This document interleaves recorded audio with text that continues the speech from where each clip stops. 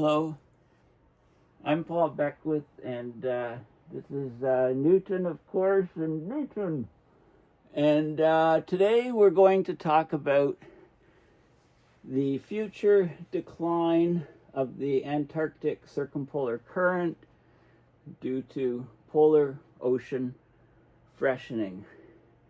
Now, it may sound like a bit of an obscure topic, but there's nothing obscure about the Antarctic Circumpolar Current. It's the ocean currents that swirl around Antarctica, so there's no land blocking them. It's a massive system. It transfers huge amounts of water from the west to the east. And when I say huge amounts of water, the flow rate of the overall ACC, Arctic Circumpolar Current, is something like 173 Sverdrop. Now, what does that mean? One Sverdrop is about the cumulative flow of water in all the rivers of the world. It's 10 to the 6, or a million cubic meters per second. It's massive flow rate. Now, the latest climate models, as discussed in this paper, expect this flow rate to decline up to 20% by 2050. That's over the next 25 years. Why does this matter? This matters because this current, along with, is part of the thermohaline circulation system of ocean currents that bring heat and salt and nutrients and oxygen around the planet and the world's oceans. It connects up with the AMOC, the Atlantic Meridional Overturning Circulation in the Northern Hemisphere. It's a global movement of water in the oceans, and it's all connected. And I've told you about the threats of the AMOC shutting down, and that would cause a huge cooling over in the Arctic, and a plummeting set of temperatures, mean annual temperatures over Western and Northern Europe. And it would likely cause crop failures across Europe and Asia, and thus we'd be in global food shortages. So let's talk about this current. The bottom line is that the ice is melting rapidly on Antarctic ice shelves. The sea ice was increasing about 1.5% per decade for about 4 decades up until 2015, and then it cratered in 2016, and it's been on the decline down. So we crossed some threshold or break point or tipping point in the whole system in and about 2015, 2016. So the increased melt rate of ice around Antarctica means that there's a lot of fresh water put into the ocean around Antarctica. That fresh water doesn't contain the salt, of course, so it's lighter, and it floats on top. It leads to a stratification or layering of the ocean and reduces the sinking of water, which happens when you get ice formation. Brine is from ocean water freezes. You get brine rejected, causes the water left under the ice that forms in the ocean to be saltier, and because it's very cold, it sinks to the bottom. It forms the Antarctica bottom water, the AABW, and studies also have shown that if the ACC, the Antarctic circulation currents, slow down about that 20% by 2050, we could actually have a drop in the amount of Antarctica bottom water, the AABW, by about 42% over that same time period. So this is a huge rewiring, if you like, of the ocean system, which, has enormous effects on carbon sink, for example. So the southern oceans are a huge carbon sink because that CO2 that goes into the surface water, when it's carried to the deep depths of the ocean via the mechanisms I've talked about as part of the Antarctica bottom water, then it's a sink. It captures the carbon from the atmosphere with reduced Antarctic bottom water formation, reduced ACC, then the Southern Ocean sink reduces, therefore there's more CO2 staying in the atmosphere, more climate change, more global warming, more extreme weather events, etc. Okay, so those are all kind of the interconnections. So let's look at specifically at this peer-reviewed paper that was just published fairly recently. Okay, I'm just gonna shut the door. Newton's taken off. I don't blame him. Okay, so this is the paper. I'll provide links and so on to all of this stuff. Okay, so this is the paper I'm going to discuss. A couple things to talk about first are there's something called the Haline contraction coefficient. It describes the change in ocean density due to salinity change. So when you get saltier water, the salt actually occupies volume, of course. So the density is larger in the water, and you can get actually sort of like a contraction. The volume of that water is less because you've got the salt can efficiently mingle with the water. It's just a term that appears in the paper. This is the thermohaline circulation. I'm just on Google Images, and you can see, this is the connection of the surface water on top, and then it descends into the abyss as it cools and goes to around Antarctica, and you get both surface water and bottom water.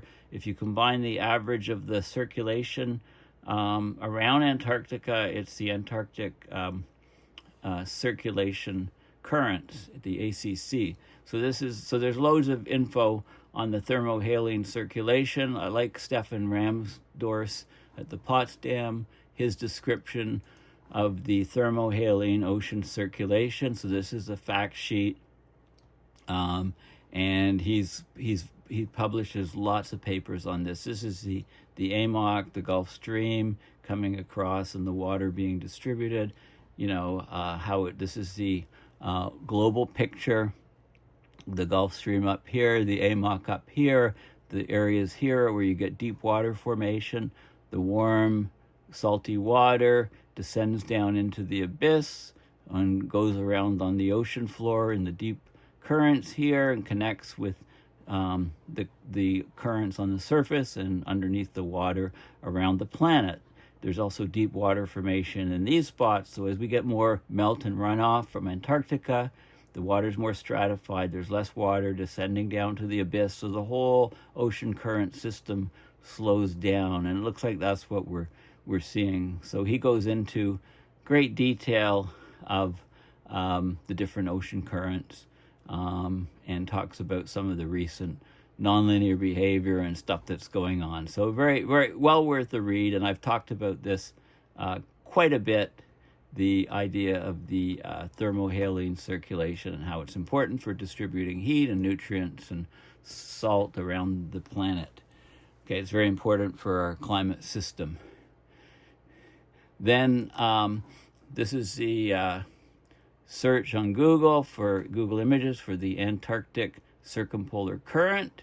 Lots of good images and information, and I selected this one, the Woods Hole Oceanographic Institute. So this is what they say about the Antarctic ocean circulation. So the Antarctic is surrounded by the Southern Ocean, right? It's an unbroken body of water with a rushing current. It both isolates Antarctic's coastal ocean and it provides essential chemical nutrients for the Antarctic ecosystem. So the ACC, the Antarctic Circumpolar Current, right, coming this way, the currents coming around the continent, it's the largest wind-driven current on the Earth. It's the only current that goes all the way around our planet. It connects the Atlantic, the Pacific, and the Indian Oceans. It's driven by strong westerly winds. Westerly winds are winds from the west. They're blowing from the west to the east. They're blowing in the eastward direction. It creates some of the roughest seas in the world. especially in the Drake Passage, the narrow passageway between the tip of Patagonia in South America and the Antarctic Peninsula. Yeah, so it's very, very rough seas. The ACC is a massive flow of water. I mentioned 173 Sverdrops, where one Sverdrop is the flow rate of all the rivers of the world combined. It's 10 to the 6 meters cubed per second, or 1,000,000 meters cubed of water per second. Okay, so this massive flow of water acts as a barrier. It separates the Southern Ocean from more northern oceans. This ACC, the Antarctic Circumpolar Current, it extends from the sea surface to depths of 4,000 meters, which is more than 2.5 miles deep. It can be more than 120 miles wide. It's a very cold current. Temperatures varying from -1 to 5. Remember, the freezing point of seawater is -1.8. That's with average salinity, or 3.5% salt, or 35 PSU, practical salinity units. The speeds are up to 2 knots, 3.7 kilometers an hour of this current. Okay, Antarctica is also the place where waters form that flow through the deep ocean as part of the global ocean conveyor system, right? You've got these, as I showed you in this previous image, over here, you can see these deep water formation spots that I mentioned here. These here and here and here and here. Okay, so that's what it's talking about here. Okay, water that flows at the bottom of the ocean is formed on the Antarctic continental shelf, particularly in the Weddell Sea and the Ross Sea, particularly in this region here and this region here. We have these chimneys where the water descends to the ocean floor, basically, because as ice forms, right, when it's going into the Antarctic winter, it is cold and ice is forming, it rejects the salt, the salty cold water descends to the abyss, mostly in this region. So its density increases, so it becomes the densest water in the world.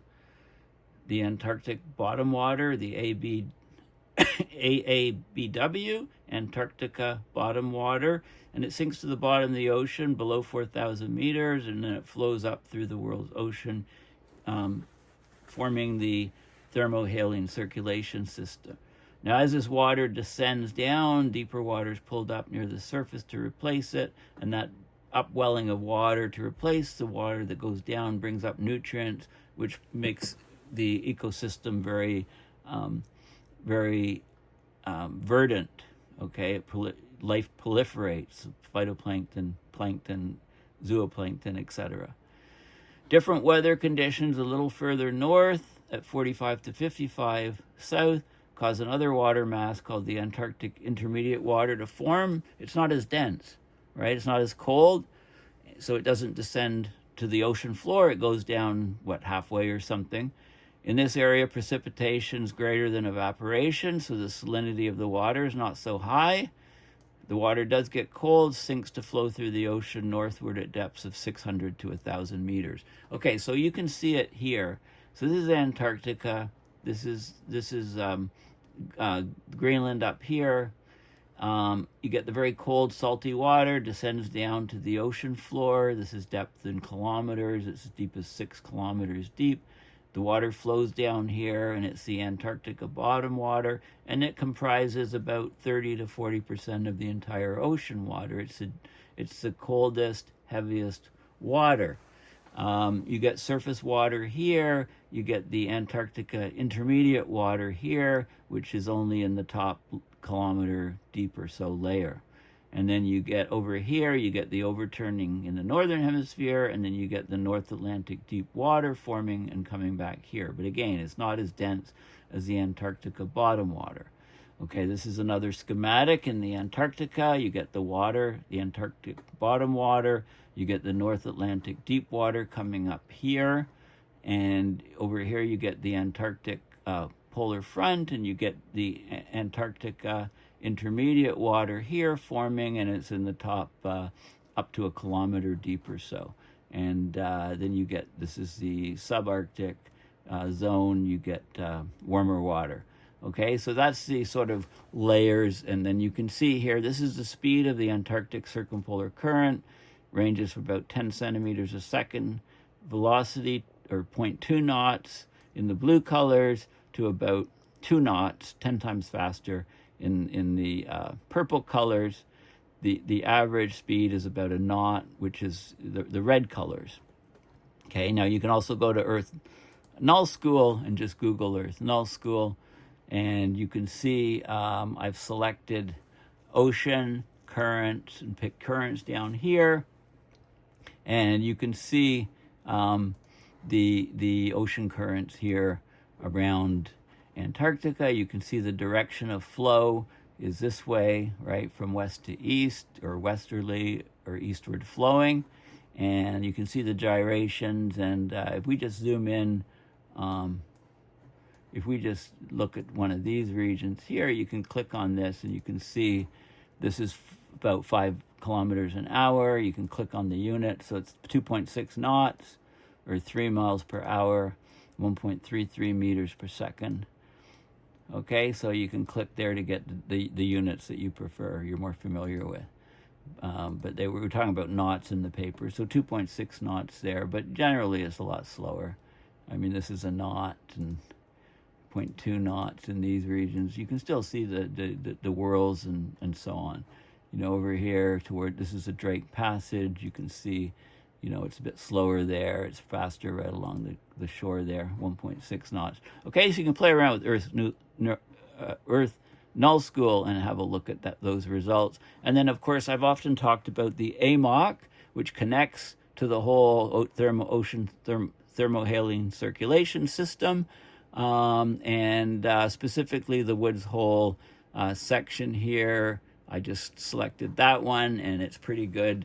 It shows you some good images. This is the warm surface currents, is the reddish, and then you get the cold deep water currents coming here, coming back here, the blue color.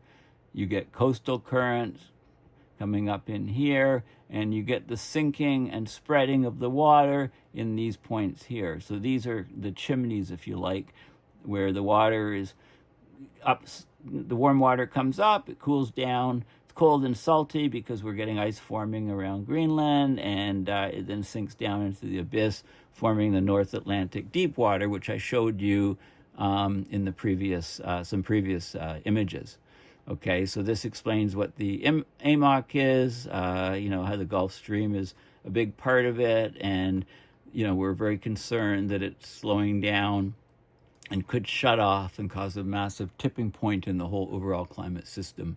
And then I did ask Perplexity some questions. Future decline of Antarctic Circumpolar Current due to polar ocean freshening, and it told me, you know, it gave me the same information that I'm going to talk about in this paper, right? And the key result is that you know, I'll talk about the model, but the computer model suggests that the Antarctica Circumpolar Current strength will decrease by up to about 20% by 2050. This decline is driven by an ice shelf melting, weakens the density gradient. Basically, you get stratification of the water, you get less water going down into the abyss, and you know, the surface currents slow down. This freshening of the polar oceans is causing it, and it's due to several factors. The primary factor is melting of polar ice caps and glaciers in Antarctica, so that fresh water drains off into the oceans, and the water's lighter. Also, because it's warmer there, we're getting more precipitation in the region, and that contributes to the fresh water around Antarctica. And also we're getting thawing permafrost occurring, you know, and that's generally warming, and we're getting water running off into the ocean. So these processes are adding significant amounts of fresh water into the ocean around Antarctica. It's an estimated 36,055 cubic kilometers of fresh water being added annually to the oceans around Antarctica. This influx of fresh water decreases the salinity or saltiness of the oceans, and this has important implications for the ocean circulation patterns. So the freshening of polar oceans, it affects the thermohaline circulation, which is density driven, depends on large differences in salinity between low and high latitude waters. So as Arctic waters become less dense due to freshening, they no longer sink to the bottom. That slows the transfer of Arctic waters towards the equator by the THC. And the same thing's happening in the southern hemisphere, with the Antarctic waters becoming less dense due to freshening. Okay, and that's happening more recently. Long-term paleo-records reveal a more complex picture. So there's a 5.3 million year record of the Antarctic Circumpolar Current strength, and that shows that during past climate swings that naturally occurred, the currents moved in tandem with the Earth's temperature, slowing down during cold times, gaining speed in warm ones. But what we're seeing is that we're seeing massive changes now. Paradoxically, a stronger ACC has been associated with increased heat transport to the Antarctic ice shelves, causing the ice to melt more and then feeding back and slowing down the ACC. So it's kind of a tug of war. The dynamics are still being worked out. But recent research indicates that rapid ocean warming in the Amundsen Sea region of Antarctica is about triple the historic rate. And this warming is expected to lead to widespread increases in ice shelf melting, including in regions crucial for ice sheet stability. So basically, we're destabilizing the Antarctic ice sheets, and there's long-term effects on global climate patterns, right? Disruption of ocean circulation. A weakened ACC could lead to further disruptions in ocean circulation, impacting global climate patterns. It changes the carbon exchange, right? When we get the ACC shifting southward as it slows down and we get westerly winds, it has major implications on how the Southern Ocean absorbs heat and carbon, right? When there's less water descending in the Antarctica bottom water formation, there's less carbon going down into the abyss. This is the whole reason the Southern Ocean is a massive sink of carbon for the planet. So less water descending, less carbon, the sink slows down and fails, right? So the ACC also, it changes the heat distribution when it changes. It distributes heat globally, has a huge impact on marine ecosystems, sea level rise, there's feedback loops, and of course extreme weather events. And I asked specifically, now when you ask the questions in Perplexity, it suggests other questions, so I just clicked on a bunch of those. This is another one. How does the ACC's flow impact the global carbon cycle? I've already mentioned that the carbon sequestration in the Southern Ocean occurs because the ACC absorbs significant amounts of CO2 from the atmosphere, and then when the Antarctica bottom water is created, that carbon's transported deep into the ocean where it's stored for centuries. Okay, but if less water is going down to the abyss, then there's less carbon being stored and taken out of the upper ocean atmosphere system. So the atmosphere has higher CO2 levels. Basically, we get a great reduction in the carbon sink of the southern oceans. Water also comes up. There's upwelling, and that brings nutrients from the deep waters to the surface that supports phytoplankton blooms that forms the foundation of the Antarctic food web. So less upwelling of water, less nutrients, less phytoplankton, less zooplankton, less life. The deep ocean circulation, the ACC connects a shallow and deep ocean circulation, influencing the exchange of carbon between different ocean layers. So this linkage is crucial for the Southern Ocean carbon cycle and affects atmospheric CO2 levels. So if the sink is failing, there's more CO2 that stays in the atmosphere. Water mass formation. As water in the ACC cools and sinks, it transfers heat and gases, including CO2, into the deep ocean. Right, it forms the various water masses with different properties in the deep ocean. The global conveyor belt transfer of heat and nutrients and CO2, water, everything else. The ACC plays a vital role in powering this whole thing. Like I said, it's got the largest water movement on the planet by far, 173 Sverdrop. And of course, feedbacks can all cycle in to reduce it. So how does the ACC flow impact the stability of the Antarctic ice shelves? Well, basically the ACC acts as a barrier. It's kept warm subtropical waters away from Antarctica. It helps maintain Antarctica in its frozen state. So as the ACC strength weakens, then that protection goes away and you get much more penetration of warm water close to Antarctica, and it changes also the atmospheric weather patterns. You get more eddies as the ACC slows down. I showed you, in Earth Null School, all of the different, eddies, and those reduce as you get a slowing down of the ACC. The eddies actually transport heat towards the pole more. So this would increase the melting of the ice sheet and decrease the stability of the Antarctic ice sheet and lead to much greater sea level rise. Also, that heat going towards the coast of Antarctica melts out the ice shells. It's like taking the cork out of a bottle, so the ice sheets that are sitting on land can start moving more quickly. Also, iceberg transport. The zonal flow is an important conduit for icebergs originating from Antarctic ice shelves. It carries them westward, and that transport influences the distribution of fresh water and local ocean conditions. So there's all of these different factors. So play around with perplexity. These are some other things that are suggested here. So you can just click on them, and this is free, right? This is an AI that is free.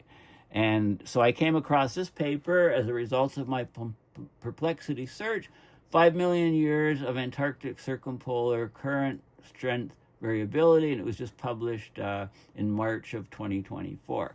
Okay, so I'll talk about that paper, but let's go back to the original paper, and I'm just going to talk about the key points because I don't want this video to be super long. So basically, it's future decline of Antarctic circumpolar current due to polar ocean freshening.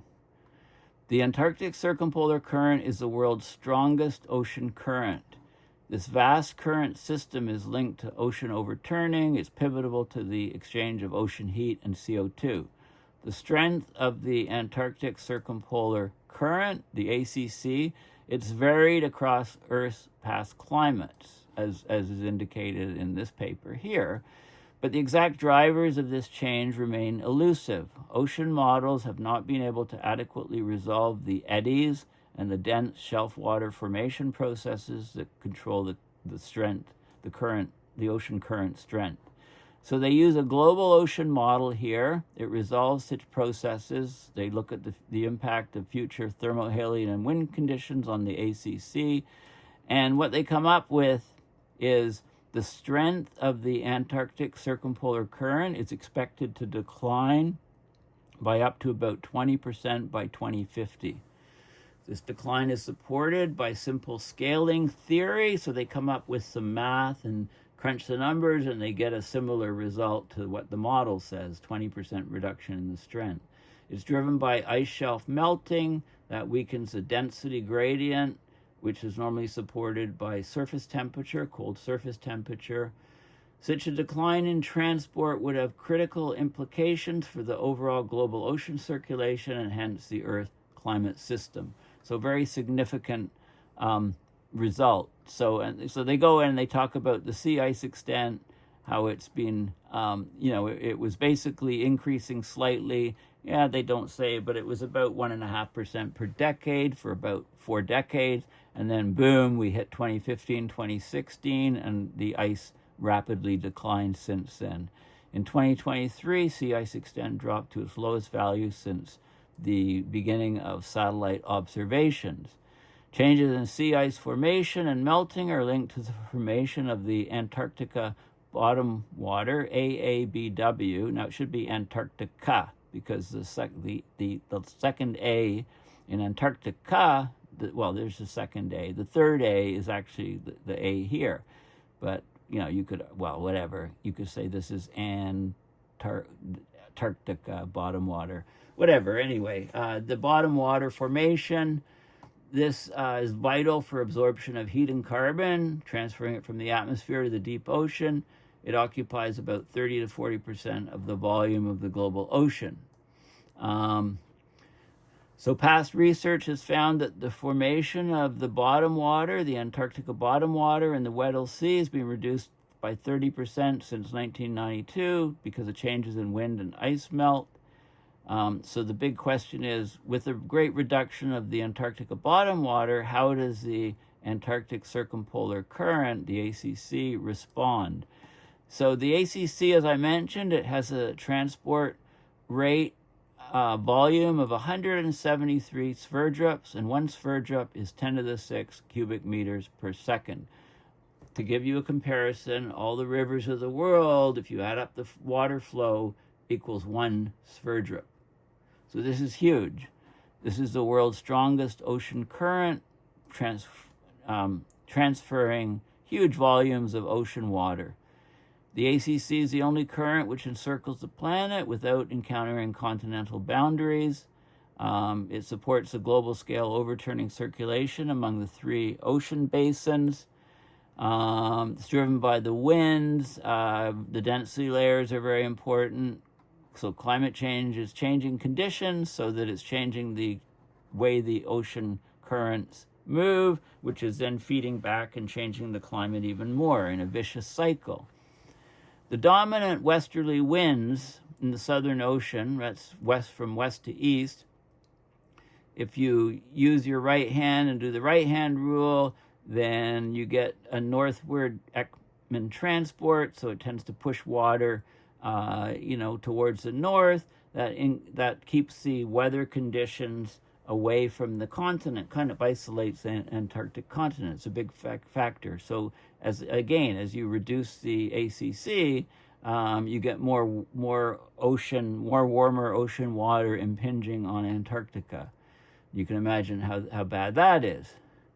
Okay, so they talk about all of the details, and I'm going to go and focus on the figures, I think, because I've talked for, long enough. But anyway, they're saying they looked in great detail, and they did a repeated year for simulation where there's no climate change, and in some runs of the model, and then they simulated it with rapid polar melting and fresh water going into the ocean, and then they tried to look at just changes in winds without the meltwater, and they compared them, and they clearly show that it's the meltwater from Antarctica that's affecting the ACC, and it's affecting the Antarctica bottom water. And when they did their runs, they found a great reduction in the volume flow rate of water in the ACC. Instead of being 173, it drops about 20%. Of that, it drops about 35 Sverdrops or so down to the 140 or so level. Okay, so that's the key factor. This shows you the instantaneous surface speed in meters per second of the water circumventing Antarctica, and you can look at this yourself just by looking at Earth Null School, right? So they basically ran the models, and they found that the whole thing's slowing down basically, and it's going to be slow down 20% by 2050. Which will have huge implications, like I say, on heat. So they go into all of the details of it. Then they did a calculation, and the calculation actually showed a transport change of minus 32 Sverdrops, which meets closely with the output of the model. Okay, and I want to go down to the diagrams. There's a bit more math and so on. More, they talk about the details of the simulation, the references, but I'm just going down to the figures here. So this is zonal transport around the continent, and this is where the climate's not changing. And then this is when the climate is changing, and we get meltwater from Antarctica, and they take the difference. They look very similar, but there's subtle differences. And when you subtract this, if you take this and you minus this, you end up with the difference here, and it shows a reduction of the zonal transport by that 20% by 2050. This is the Drake Passage zonal transport. Zonal is from west to east or east to west. Right meridional is north to south, south to north. So they're showing that there's a drop of about 7 sverdrops per decade here. So in about, so you can figure out. And this one shows even more. This is the zonally average transport around the whole continent, minus 8 sverdrops per decade. -5, Drake Passage again. So they did a bunch of runs, and here's even bigger drop, 12 sverdrop per decade. Right? So in 2.5 decades, you've got the 30 sverdrop drop, which is about the 20% of what it is now, 174 sverdrops. Okay, so you can, and there's graphs of surface. This is changes in latitude of the salinity changes, the temperature changes, salinity changes again, right? And then there's some maps showing the salinity change where it's positive in the red, where it's negative. Same thing with the temperature change and the density of the water change. So they do all the crunching from the model, and plotted in various ways, and that's the net result basically. So what's happening is, this is a sort of schematic showing how because the Antarctica circulation currents are slowing down, then the Antarctica bottom water creation is reduced. So the currents are expected to reduce 20% by 2050, and the formation of Antarctica bottom water, as I mentioned, reduced by about 42% by 2050. This will change the way heat is transported around the planet, and this obviously changes what happens in the atmosphere. So we're really on a roller coaster.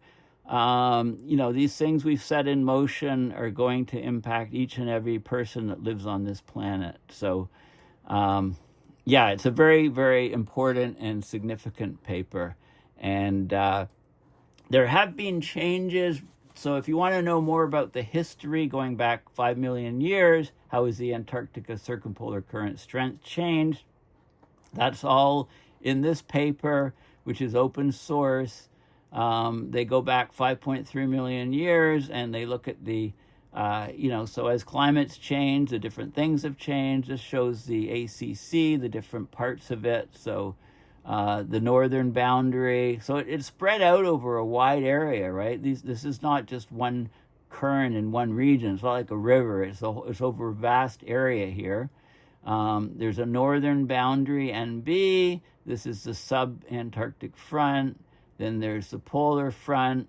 Then there's the southern ACC front, and this is the southern boundary of the current. I guess the ice it's hard to see the ice. I guess this is the ice here, right, where you don't see any ocean current. So the southern boundary will fringe where the sea ice is at the time. So those things all are in flux and change. And there's lots of figures that show how the strength has changed over. This is over 350,000 years, and then they go over. This is aging kiloyears, 1.5 million years, and they go back 5.3 million years, basically, to show how from proxies how they think that the current has changed. So it's changed a lot over this period of time.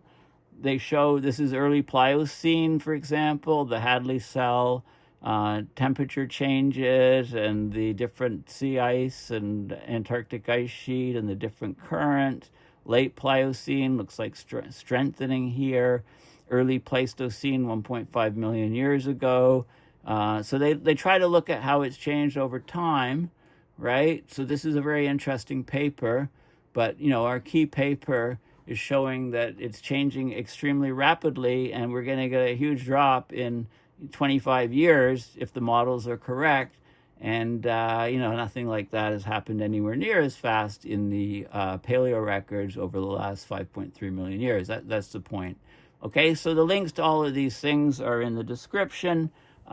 This is extremely important information, so don't pass over this video. It's well worth trying to understand a bit more about what this current is, because its changes affect you, right? It doesn't care what you do in your life, but it's well, it does if you can, well, you know what I mean. I mean, this is global stuff here. This is crucial to our climate system. What's happening in the atmosphere depends greatly on what's happening in the oceans. Anyway, please consider going to my website, paulbeckwith.net, and donating to PayPal to support my research and videos. Thanks again, and bye for now.